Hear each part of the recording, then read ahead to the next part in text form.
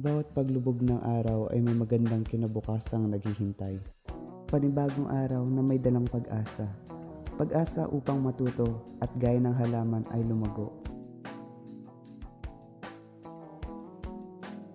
Naniniwala ako na ang pagtuturo ay hindi lang para matuto ang mga bata, kundi para maging daan rin upang mahalin nila ang pag-aaral.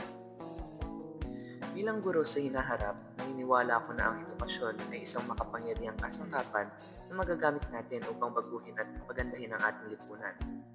Sa ganoong paraan, bilang mga tagapagdali ng kaalaman ay may malaking bahagi tayo upang makamit ng mga bawat estudyante ang kanilang tagumpay.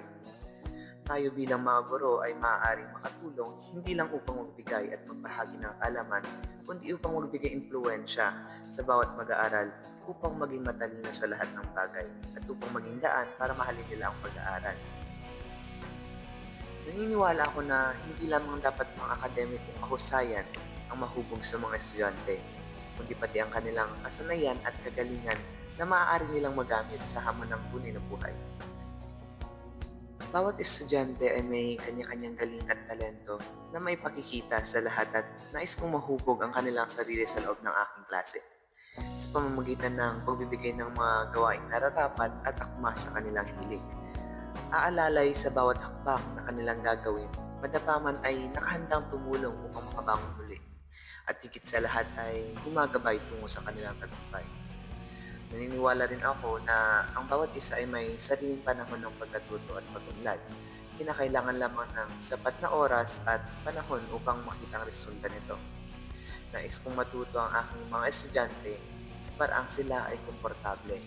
Dahil mas mananatili ang aral sa kanila kapag hahayaan natin silang matuto sa sarili nilang paraan at panahon.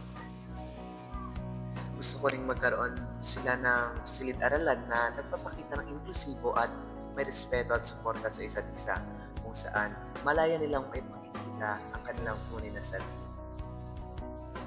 Maaari ring gumamit ng iba't ibang paraan ng pagtuturo kung saan masisiguradong ang bawat estudyante ay magkakaroon ng sariling pag-unlad, kamalayan at mas makikilala ang kanilang sarili sa kabuuan. Bigyan natin ang ating mga estudyante ng dahilan upang pumasok sa paaralan, motibasyon para matuto at magpatuloy sa pag-aaral. Itanim natin sa kanilang puso't isipan na kailanman ay hindi matitibag ang estudyante may pinag-aralan. Ipaalala natin sa kanila na edukasyon ang susi sa maganda at mapayapang kinabukasan.